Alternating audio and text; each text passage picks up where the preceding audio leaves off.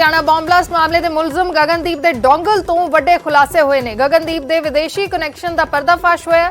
Dongle ਤੋਂ ਵਿਦੇਸ਼ੀ ਕਾਲਸ ਦੀ ਜਾਣਕਾਰੀ ਮਿਲੀ ਹੈ। ਜਾਂਚ ਦੌਰਾਨ ਮੁਲਤਾਨੀ ਦਾ ਨਾਮ ਸਾਹਮਣੇ ਆਇਆ, ਜਿਸ ਦੀ ਗ੍ਰਿਫਤਾਰੀ ਹੋਈ ਹੈ। ਡੋਂਗਲ ਤੋਂ ਵਿਦੇਸ਼ ਦੇ ਵਿੱਚ 13 ਕਾਲਸ ਕੀਤੀਆਂ ਗਈਆਂ ਸੀ। 13 ਕਾਲਸ ਕੀਤੀਆਂ ਗਈਆਂ ਸੀ। ਵਿਦੇਸ਼ਾਂ ਦੇ ਵਿੱਚ ਦੁਬਈ, ਮਲੇਸ਼ੀਆ, ਪਾਕਿਸਤਾਨ 'ਚ ਕਾਲ ਕੀਤੇ ਜਾਣ ਦੀ ਜਾਣਕਾਰੀ ਮਿਲੀ ਹੈ। ਇਸੇ ਡੋਂਗਲ ਦੇ ਜ਼ਰੀਏ ਗਗਨਦੀਪ ਦੀ ਸ਼ਨਾਖਤ ਹੋਈ ਸੀ। ਮੁਲਜ਼ਮ ਗਗਨਦੀਪ ਜੋ ਇਸ ਬੰਬ ਬਲਾਸਟ 'ਚ ਮਾਰਿਆ ਗਿਆ, ਲੁਧਿਆਣਾ ਬੰਬ ਬਲਾਸਟ ਦੇ ਵਿੱਚ, ਜਿਸ ਦੇ ਉੱਤੇ ਸਿੱਧਾ ਪਹਿਲਾਂ ਸ਼ੱਕ ਜ਼ਾਹਰ ਕੀਤਾ ਗਿਆ, ਫਿਰ ਸਾਫ਼ ਕੀਤਾ ਗਿਆ ਕਿ ਉਹ ਬੰਬ ਪਲਾਂਟ ਕਰਨ ਦੀ ਕੋਸ਼ਿਸ਼ ਕਰ ਰਿਹਾ ਸੀ। ਜਿਸ ਵੇਲੇ ਇਹ ਜਿਹੜਾ ਬਲਾਸਟ ਹੋ ਗਿਆ, ਇਹ ਖਦਸ਼ਾ ਜਤਾਇਆ ਗਿਆ ਹੈ। ਮੁਲਜ਼ਮ ਗਗਨਦੀਪ ਦੀ ਇਸੇ ਡੋਂਗਲ ਦੇ ਜ਼ਰੀਏ ਸ਼ਨਾਖਤ ਹੋਈ ਸੀ ਤੇ ਹੁਣ ਤੋਂ ਅੱਗੇ ਉਸੇ ਡੋਂਗਲ ਤੋਂ ਅੱਗੇ जांच जिहड़ी है वो की जा रही है। शंकर आनंद साडे सहयोगी जुड़े हुए ने। शंकर, क्या कुछ जानकारी इस डोंगल के जरिए मिल पाई है? देखिए, लुधियाना कोर्ट में जब ब्लास्ट हुआ था, उसके बाद जब मौके पे पंजाब पुलिस पहुंची थी, इसके साथ ही जो खुफिया विभाग के अधिकारी मौके पे पहुंचे थे, तो उसी वक्त में जो मौके पर जो एक आरोपी मारा गया था, गुरप्रीत, तो जो आरोपी के पास से एक डोंगल बरामद किया गया था और उसी डोंगल के आधार पर तमाम आरोपियों की शिनाख्त हुई। और उस डोंगल से जब उसको शिनाख्त किया गया, जब उसकी पड़ताल की गई, तो पता चला कि उस डोंगल के माध्यम से एक मोबाइल फोन कनेक्ट था और उसी मोबाइल फोन से लगातार पाकिस्तान, मलेशिया, दुबई में लगातार फोन किया जा रहा है। और जिसके बाद इस लुधियाना बम ब्लास्ट मामले का खुलासा हुआ। इस मामले में जिस तरह से खुलासा होने के बाद जसविंदर सिंह की गिरफ्तारी हुई है, उसे अभी फिलहाल जर्मनी में गिरफ्तार किया गया है। और पंजाब पुलिस और इसके साथ ही जो भारतीय जांच एजेंसी जो है, उसके अधिकारी अब जर्मनी जाएंगे और उसके बाद उस आरोपी से वहां पे पूछताछ करेंगे।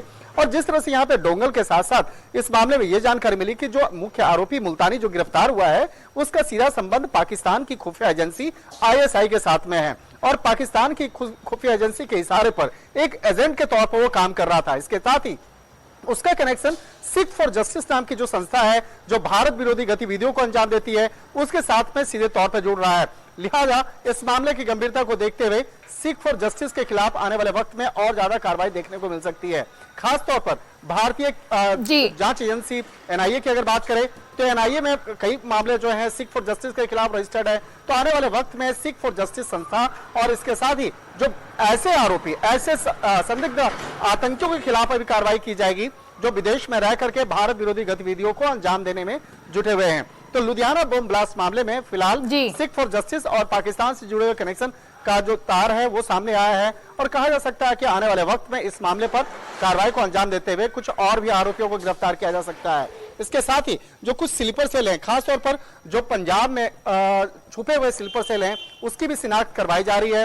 ये जांचा परखा जा रहा है कि कौन कौन से लोग हैं जो इस लुधियाना बम ब्लास्ट मामले में स्लीपर सेल की भूमिका निभा रहे थे। तो कहा जा सकता है कि आने वाले वक्त में इस मामले में कुछ और आरोपियों की गिरफ्तारी भी संभव है। जी शंकर, क्या कुछ जानकारी है कि और भी गिरफ्तारियां इस मामले में हो सकती हैं? क्या कुछ इस पर अपडेट है?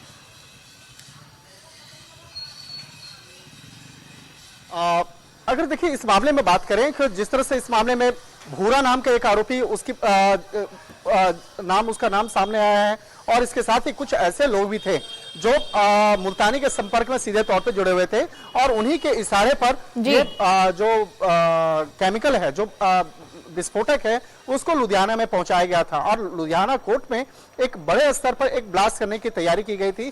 तो इसके लिए जो कई स्लीपर सेल की जो भूमिका है वो सामने आ रही है और इस मामले में उन तमाम कनेक्शन को खंगालने में जुटी हुई है वहां के स्थानीय पुलिस। और इस मामले में जो केंद्रीय जांच एजेंसी है, खुफिया एजेंसी है, लगातार उसके संपर्क में पंजाब की पुलिस जुटी हुई है। तो किस तरह से वहां का स्लीपर सेल की भूमिका रही है, किस तरह से कोर्ट रूम तक उस ब्लास्ट की सामग्री को पहुंचाया गया और इस मामले में कई लोगों की जो भूमिका है उसको जोड़ने का प्रयास किया है।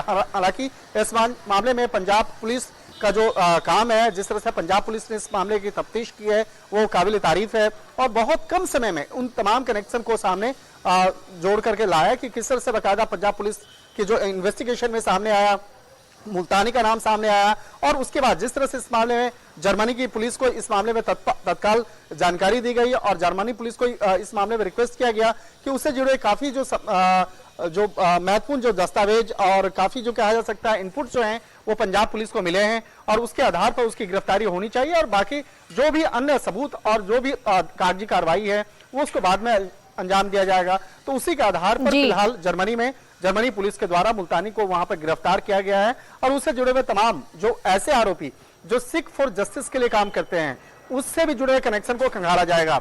देखिए, अगर केंद्रीय जांच एजेंसी एनआईए की अगर बात करें तो एनआईए पिछले कुछ समय पहले ही कनाडा और कुछ दूसरे देशों में भी बाकायदा वहां गई थी और वहां पर जाने के बाद कुछ ऐसे आरोपियों को तलाशा जा रहा है, उससे जुड़े हुए तमाम कनेक्शन को खंगाला जा रहा है जो अक्सर भारत विरोधी गतिविधियों को अंजाम देने में जुटा हुआ है। तो एक तरह से कह सकते हैं कि इस मामले में केंद्रीय जांच एजेंसी एनआईए की जो भूमिका है वो आने वाले वक्त में काफी महत्वपूर्ण होने वाली है, क्योंकि एनआईए इस मामले में सिख फॉर जस्टिस संस्था के खिलाफ पहले से कई मामले को दर्ज कर रखी है और इस मामले में जुड़े हुए तमाम कनेक्शन को खंगाल रही है। तो एक तरह से कह सकते हैं कि एनआईए की तफ्तीश जो है इस मामले पर कई और बड़े खुलासे कर सकती है।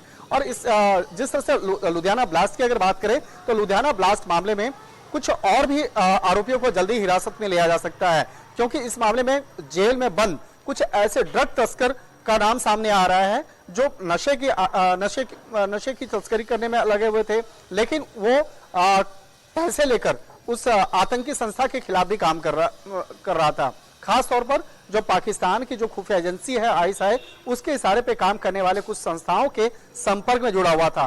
तो एक तरह से कह सकते हैं कि पाकिस्तान से लेकर इस मामले में दुबई कनेक्शन और इसके साथ ही मलेशिया कनेक्शन जो है वो सामने में देखने को मिल रहा है और इस मामले में जल्द ही कुछ और भी आरोपियों की गिरफ्तारी संभव है।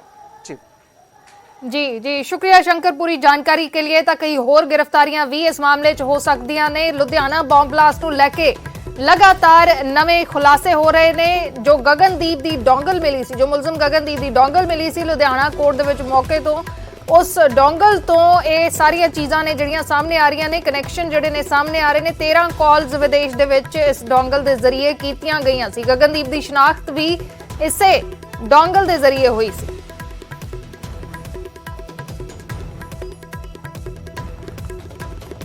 ਤੇ ਮੁਲਜ਼ਮ ਗਗਨਦੀਪ ਦੇ ਬਾਰੇ ਇਹ ਵੀ ਖੁਲਾਸਾ ਹੋਇਆ ਹੈ ਕਿ ਮੁਲਜ਼ਮ ਗਗਨਦੀਪ ਨੇ ਬੰਬ ਪਲਾਂਟ ਕਰਨ ਦੀ ਟ੍ਰੇਨਿੰਗ ਲਈ ਸੀ। ਇਹ ਸੂਤਰਾਂ ਦੇ ਹਵਾਲੇ ਤੋਂ ਖਬਰ ਹੈ ਕਿ ਪੰਜਾਬ ਦੇ ਵਿੱਚ ਹੀ ਟ੍ਰੇਨਿੰਗ ਲਈ ਹੋ ਸਕਦੀ ਹੈ। ਪੰਜਾਬ ਦੇ ਵਿੱਚ ਹੀ ਬੰਬ ਪਲਾਂਟ ਕਰਨ ਦੀ ਟ੍ਰੇਨਿੰਗ ਗਗਨਦੀਪ ਦੇ ਵੱਲੋਂ ਲਈ ਹੋ ਸਕਦੀ ਹੈ। ਐਨਆਈਏ ਤੇ ਪੁਲਿਸ ਇਸ ਗੱਲ ਦਾ ਪਤਾ ਲਗਾਉਣ ਦੇ ਵਿੱਚ ਜੁਟੇ ਹੋਏ ਨੇ ਕਿ ਜ਼ਮਾਨਤ ਤੇ ਜਦ ਗਗਨਦੀਪ ਬਾਹਰ ਆਇਆ ਸਤੰਬਰ 2021 ਦੇ ਵਿੱਚ, ਤਾਂ ਉਸ ਤੋਂ ਬਾਅਦ 3 ਮਹੀਨੇ 'ਚ ਗਗਨਦੀਪ ਕਿੱਥੇ ਗਿਆ ਸੀ, ਕਿਸ ਨੂੰ ਮਿਲਿਆ, ਵਿਸਫੋਟਕ ਸਮੱਗਰੀ ਕਿਸਨੇ ਮੁਹੱਈਆ ਕਰਵਾਈ, ਇਹਨਾਂ ਸਾਰੀਆਂ ਚੀਜ਼ਾਂ ਨੂੰ ਖੰਗਾਲਿਆ ਜਾ ਰਿਹਾ ਹੈ। ਇਹ ਵੀ ਅੰਦੇਸ਼ਾ ਹੈ, ਇਹ ਵੀ ਖਦਸ਼ਾ ਜਤਾਇਆ ਜਾ ਰਿਹਾ ਹੈ ਕਿ ਪੰਜਾਬ 'ਚ ਅੱਤਵਾਦੀਆਂ ਦੇ ਕਈ ਹੋਰ ਸਲੀਪਰ ਸੈੱਲ ਵੀ ਐਕਟਿਵ ਹੋ ਸਕਦੇ ਨੇ। ਤਾਂ ਵੱਡੀਆਂ ਜਾਣਕਾਰੀਆਂ ਜਿਹੜੀਆਂ ਨੇ ਉਹ ਸਾਹਮਣੇ ਆ ਰਹੀਆਂ ਨੇ ਲਗਾਤਾਰ ਇਸ ਮਾਮਲੇ ਦੇ ਵਿੱਚ। ਗਗਨਦੀਪ ਨੇ ਟ੍ਰੇਨਿੰਗ ਲਈ ਸੀ, ਇਹ ਸੂਤਰਾਂ ਦੇ ਹਵਾਲੇ ਤੋਂ ਵੱਡੀ ਖਬਰ ਹੈ।